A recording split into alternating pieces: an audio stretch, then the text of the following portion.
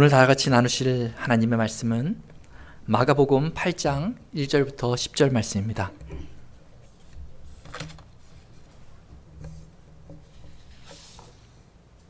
마가복음 8장 1절부터 10절 말씀. 우리 교독할 때 제가 먼저 마가복음 8장 1절 말씀 봉독하겠습니다. 그 무렵에 또 큰 무리가 있어 먹을 것이 없는지라 예수께서 제자들을 불러 이르시되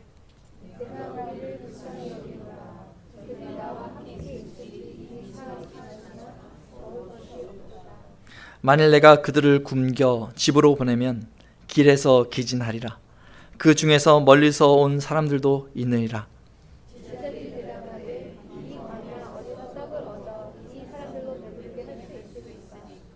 예수께서 물으시되 너희에게 떡 몇 개나 있느냐? 이르되 7이로소이다 하거늘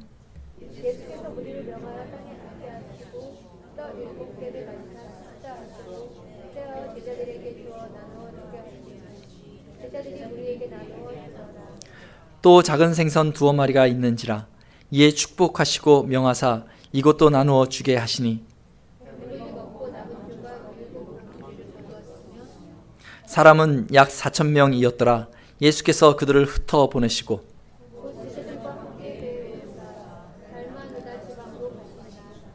아멘. 오늘은 불쌍히 여기는 마음이라는 제목으로 하나님의 말씀 같이 살피도록 하겠습니다. 예수님 주변으로 사람들이 몰려듭니다. 예수님이 가는 곳마다 사람들이 몰려듭니다. 마가복음 6장에 보면 조용히 배에서 내려도 사람들이 곧 예수신 줄 알고 몰려들었다, 이렇게 기록되어져 있습니다. 예수님이 어디 계신다는 소리만 들어도 사람들이 그곳을 찾아왔다라고 기록하고 있습니다. 마가복음 7장에 보면 심지어 당시의 지도자인 바리새인들도 예수님한테 나왔다라고 기록하고 있습니다. 누가복음 12장에 보면 얼마나 많은 무리들이 모였는지 거기에 보면 수만 명이 모여 서로 밟힐 만큼 되었다라고 얘기하고 있습니다. 여러분, 수만 명이 모여본 그런 장소에 가본 적이 있습니까? 월드컵 때나 볼 수 있는 장면이겠죠. 어디 콘서트나 가야지 볼 수 있는 장면이겠죠. 얼마나 빽빽히 모였는지 서로 밟힐 만큼 예수님한테 모여들었다, 이렇게 성경은 이야기해 주고 있습니다. 예수님 주변은 항상 북적북적한 것입니다. 그 많은 사람들이 왜 예수님을 찾아왔을까요? 정말 다양한 사람들이 왜 예수님을 찾아왔을까요? 어떤 사람들은 예수님을 임금 삼으려고 왔습니다. 이스라엘은 당시에 오랜 시간 나라가 없었습니다. 나라를 빼앗기고 그 나라를 다른 나라가 빼앗으면 그대로 끌려다니는 그러한 주권 없는 삶을 살았습니다. 이스라엘 백성들에게는 메시아에 대한 소망이 있었습니다. 메시아는요, 기름 부은 자라는 뜻으로 왕이 기름을 부음을 받지 않습니까? 그러니까 메시아가 온다는 것은 왕이 나타난다는 것입니다. 그 왕이 나타나면 다시 나라가 회복된다는 것입니다.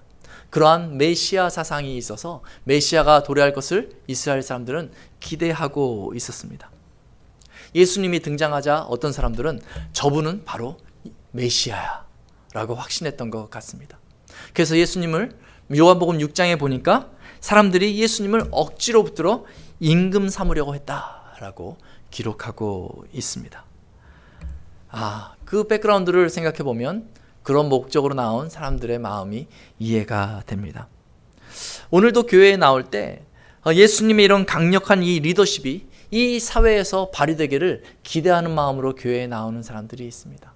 이 사회가 이렇게 복잡하고 이렇게 타락해 보이는데 그래도 예수님의 리더십이 교회를 통해서 등장해야 되지 않겠는가, 이런 기대로 교회에 나오는 사람도 있습니다.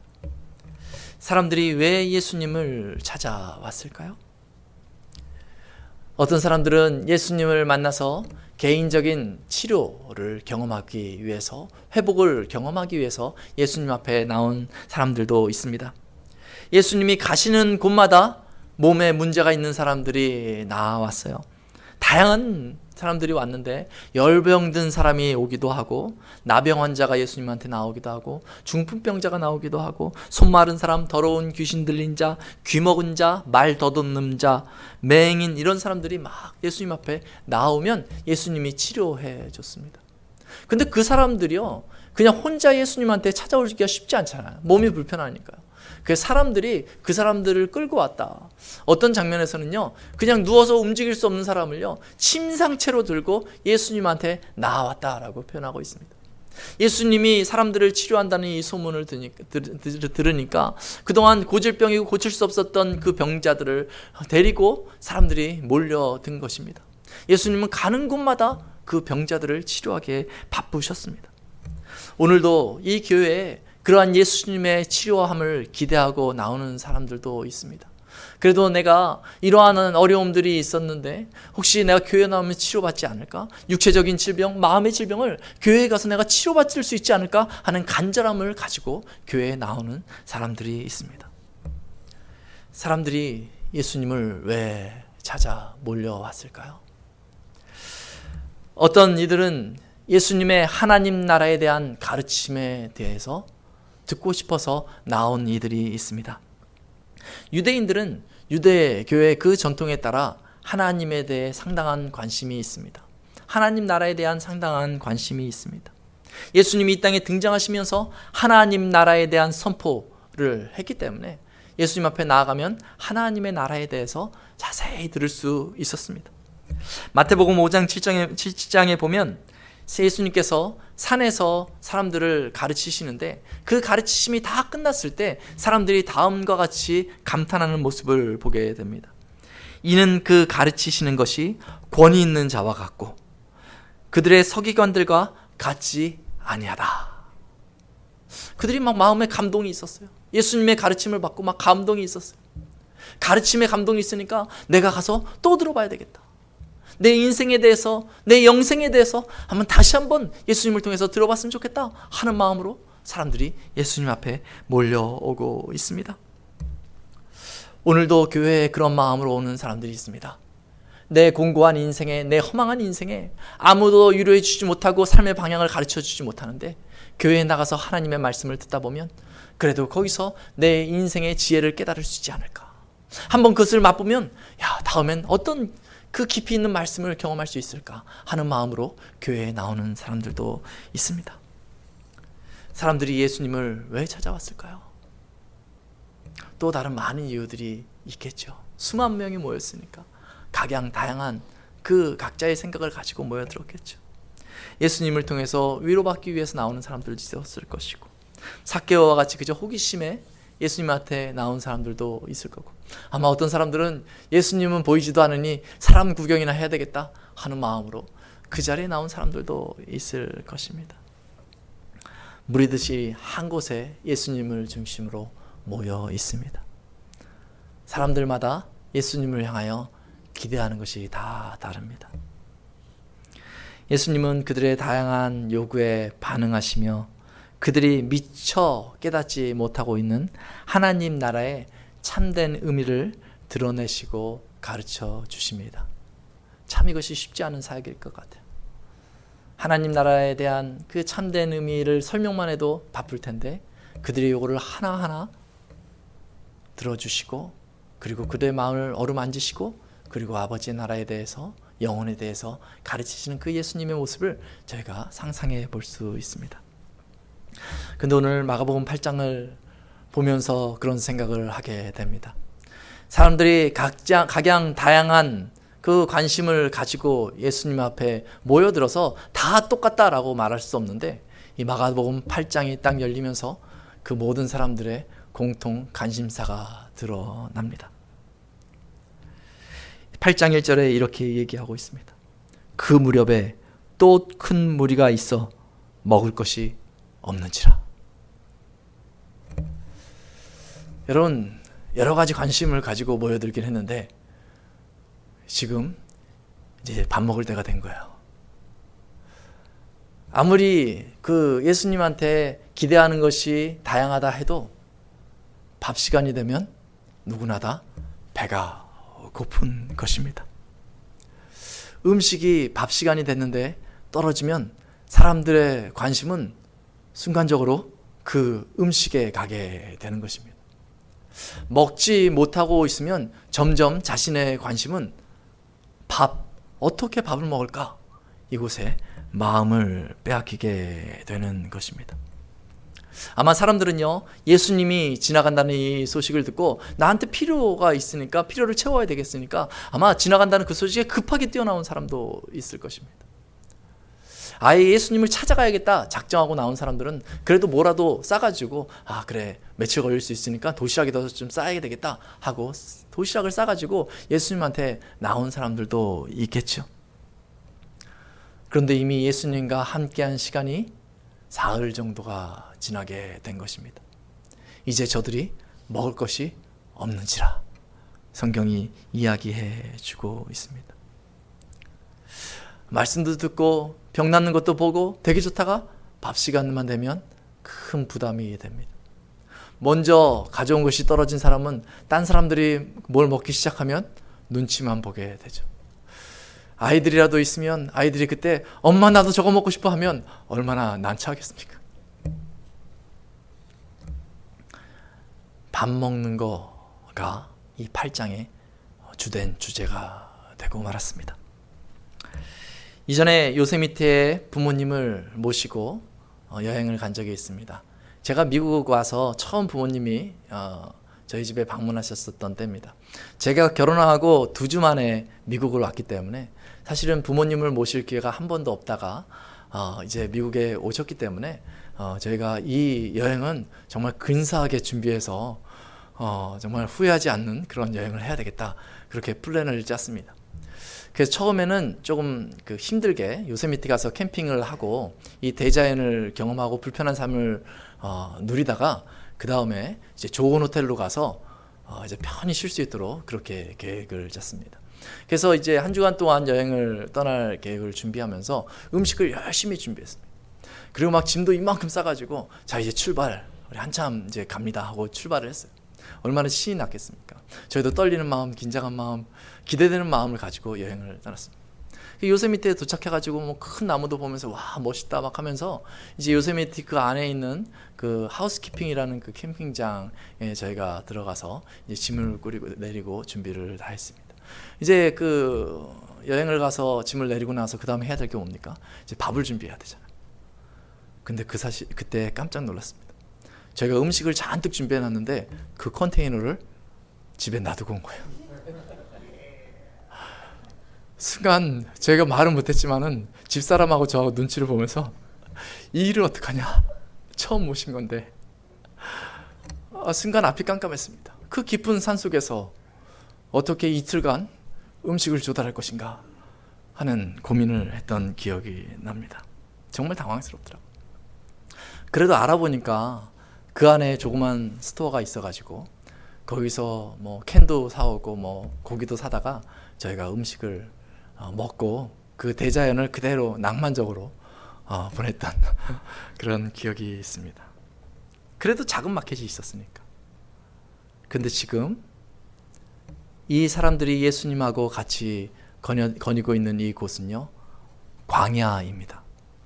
스토어가 없어요. 집도 없어요.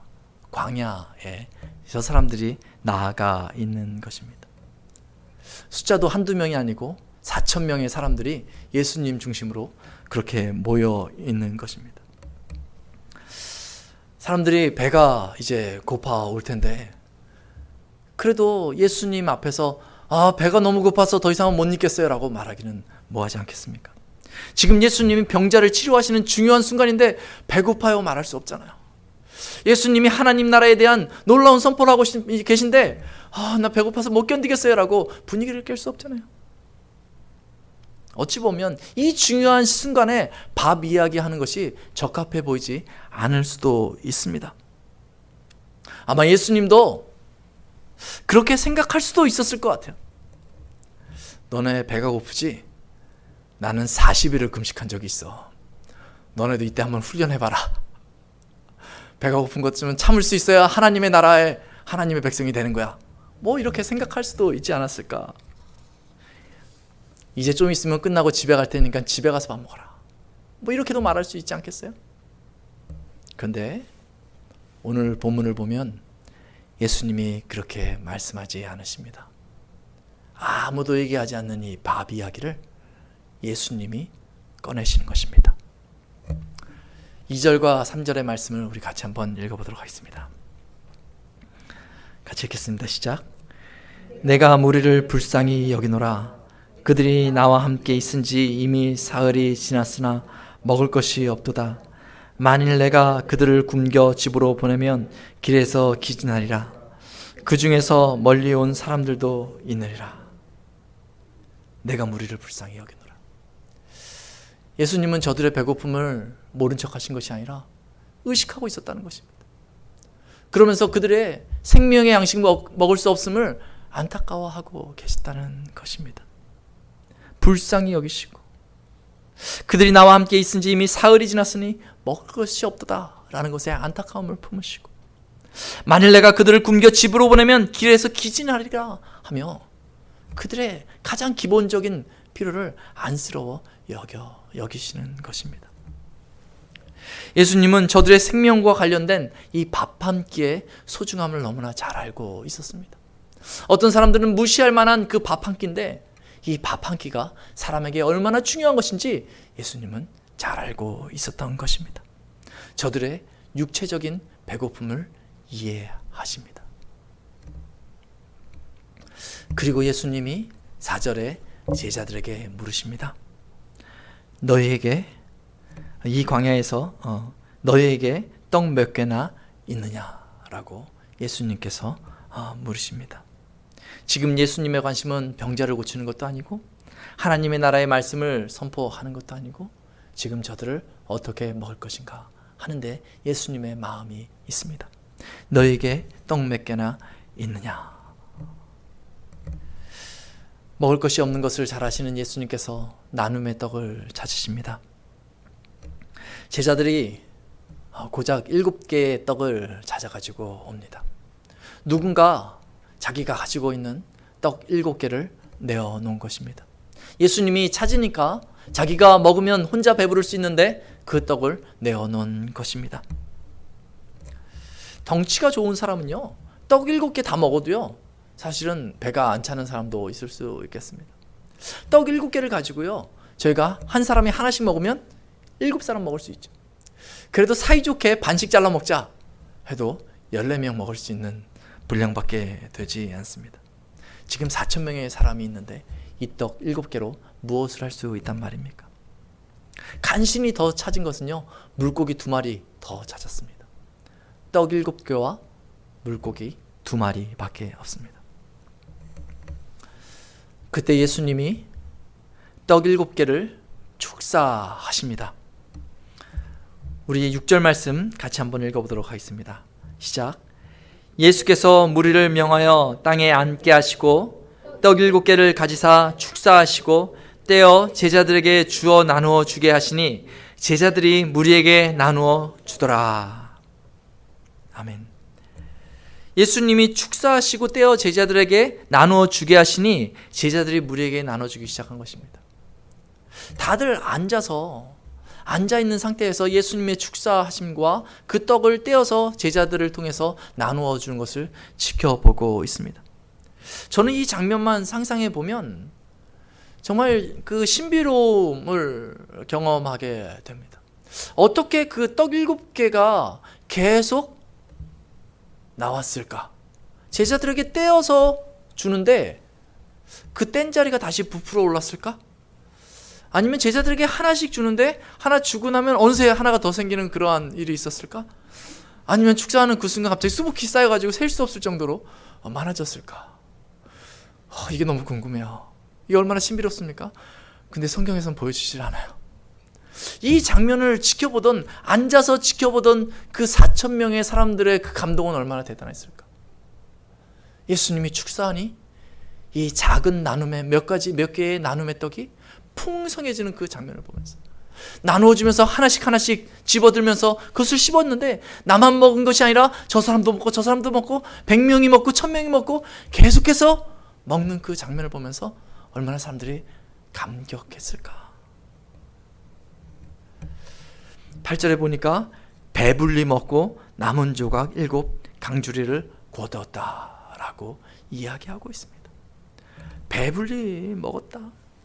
사람들이 배고픔 가운데 간신히 말씀을 듣고요. 사람들이 배고픔 가운데 간신히 치유되는 것을 보고 경험하고 또 배를 이렇게 만지고 있다가 배불리 먹게 되면 어떻게 됩니까? 기분이 좋아졌을 것 같아요. 행복해졌을 것 같아요. 아, 이제 난 살 것 같다 라는 말이 입에서 툭툭 나올 것 같습니다. 역시 예수님이야 라는 이야기가 자연스럽게 나오지 않았을 것입니까? 그때가 막 잔치 분위기가 났을 것 같아요. 그 전까지는 그냥 배가 고프니까 말하기도 힘들고 그냥 예수님이 고치시나 보다, 말씀 들었으니까 내가 기억을 해야 되겠다, 약간 예민한 가운데 그렇게 있다가 배가 부르니까 괜히 옆 사람하고한테 말도 한번 해보고 밥 먹으니까 기분 좋지 않냐고, 좋다고 잔치집 같은 분위기가 되지 않았을까, 그런 상상을 해보게 됩니다. 예수님이 배 줄인 사람들을 불쌍히 여기고 어떤 누군가가 그 예수님 앞에 자기가 먹어야 할 나눔의 떡 7개를 드렸을 때 4,000명이 배불리 먹었더라.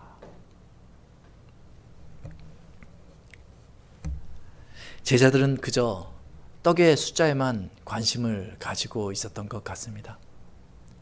예수님이 저들을 향해 안타까워할 때에도 제자들은 이 광야 어디서 떡을 얻어 이 사람들로 배부르게 할 수 있겠습니까? 이것은 불가능합니다 라고 이야기합니다. 이제 그 기적이 일어난 다음에 다른 곳에 갔을 때 예수님이 제자들에게 바리새인의 누룩과 헤롯의 누룩을 주의하라고 얘기하니까 누룩 얘기를 딱 듣고 나서 7강준이 남았는데 우리가 떡 하나밖에 안 가져왔는데 어떡하지? 예수님이 걱정하시나 보다. 숫자에만 관심을 가지고 있습니다. 떡의 숫자만 관심 가지고 있는 사람은 구제할 수 없습니다. 우리가 없는 가운데 나눔의 떡을 예수님 앞에 내어놓을 때 그 가운데 4,000명이 먹게 되는 기적이 일어나게 되는 것입니다. 구제는 양으로 하는 것이 아닙니다. 우리가 구제한다고 어떤 사람의 인생을 책임지는 것이 구제가 아닙니다. 오늘 당장 그 사람이 당하고 있는 그 곤란한 순간을 넘어갈 수 있도록 생명의 떡을 먹이는 것이 바로 구제입니다. 주님의 이름으로 구제해 나갈 때 그 가운데 역사가 일어납니다. 작년 이맘때 제 아들 은혁이가 갑자기 아팠습니다. 그래서 병원에 입원해 있고, 이제 병원에서 저도 교회를 이제 왔다 갔다 하는데, 이제 병원에서 치료할 수 있는 것은 다 하고 이제 집에 가라고 했습니다. 근데 그 의사가 이상한 말을 합니다. 이제 몸이 좋지 않으니까 조심은 해야 되는데 이제 집에 가서 관리를 잘 하시라고. 그래서 집에 가면 돌아다닐 수는 있습니까? 그러니까 돌아다니면 된대요. 운동해도 됩니까? 또 운동해도 된대요. 그런데 돌아다니는데 사람은 만나면 안 된다고. 그런 얘기를 하는 거예요. 그게 무슨 얘기냐고. 그 당시의 상황이 입술에 보통 사람의 균들이 붙어 있거든요. 보통 사람들이 붙어 있는 균 정도만 있어도 바로 감염이 되는 그런 상황이기 때문에 집에서도 균이 있으면 안 된다는 거예요. 근데 이런 머슬이나 이런 것들은 신체 기관은 다 멀쩡하니까 마음껏 살라고 집에 가서 잘 살라고 그렇게 얘기하는 것입니다. 그 병원에서 약간은 나가야 되는데 어찌해야 될까 고민이 됐습니다. 나가는 것은 둘째치고 집에 있어도 균이 있으면 조금의 균이라도 있어도 안 되는데 어찌 이 아들을 관리해야 될 것인가. 무슨 그 다음에 치료법이 있는 것도 아니고 이 상태에서 진행 과정을 지켜볼 수밖에 없는데 이제 얘는 집안에서 살아야 되는가 하는 고민도 들었습니다. 근데 그렇게 당황하고 있을 때 저희 교회에서 교인들이 모여서 회의를 했다고 연락이 왔어요. 교인들끼리 그 병원 가라고 해놓고 회의를 했다는 거예요. 그러면서 그 교인들이 집에서 균 잡는 여러 가지 기구들을 사다가 저에게 갖다 주셨어요. 저는 듣도 보도 못한 것입니다. 이렇게 무슨 UV인가요? 뭐 이렇게 하면은 그 앞에 있는 균들이 다 죽고요. 뭐 틀어놓으면 균들이 들어가서 막 그 안에서 필터 안에서 죽고요. 막 그런 거 청소를 하면 뭐 스페셜한 청소가 돼서 바닥에 있는 균들이 죽고 막 그런 것들을 회의해서 저한테 갖다 주신 것입니다. 또 저희가 너무 정신이 없고 갑작스럽게 일어난 일이기 때문에 어찌할 바 모르라 할까봐 또 음식들을 가져다가 갖다 주셨습니다. 그 상황 중에서도요, 진짜 이렇게 갖다 준 음식 하나 먹으면 배가 채워지면 좀 기분이 좋아지고요. 또 힘이 나더라고요. 작년 그 시기에 저희 가정이 교인들한테 구제되었습니다. 제가 그 작년 이맘때 구제헌금 주의를 보냈는데 제가 그 구제헌금으로 구제받을 줄 몰랐어요. 제가 그래서 밖에 나가서 다른 교회 목사님들 만나면요, 저는 교인들한테 구제받은 목사라고 그렇게 이야기를 합니다. 구제의 손길이 예수 그리스도 안에서 전달되어질 때 기적이 일어나는 것입니다. 여러 가지 그런 작은 섬김 그리고 기도 가운데 치료가 가능해 보이지 않았던 은혁이가 지금은 혈액 검사를 하면 정상이라고 판결이 나옵니다. 이게 하나님의 은혜인 것 같습니다. 작은 섬김과 구제와 그 기도 가운데 그것이 예수님 앞에 드려지니까 그 가운데 예수님을 통해서 회복의 은혜가 있게 된 줄로 믿습니다. 하나님의 은혜가 작은 구제의 손길 가운데 역사하시면 우리가 상상하지 못했던 일들이 벌어집니다. 언제 또 다른 병으로 아플 수도 있겠지만 그 순간 저희 가정에게는 먹을 수 없는 배고픔의 순간 풍성하게 채워지는 것을 경험하게 된 것입니다. 예수님이 오늘 여러분들에게 물으십니다. 나눔의 떡이 몇 개 있느냐? 여러분들 가정을 향해서 물으십니다. 나눔의 떡이 몇 개 있느냐? 나눔의 떡을 주님께 드리시기 바랍니다. 주님의 마음으로 사람들을 불쌍히 여기시고 누가 그 떡이 필요한가 살피시기 바랍니다. 그때 주님의 손에 드려진 떡을 통해 많은 사람들이 생명의 양식을 얻게 될 줄로 믿습니다. 우리 기도하겠습니다.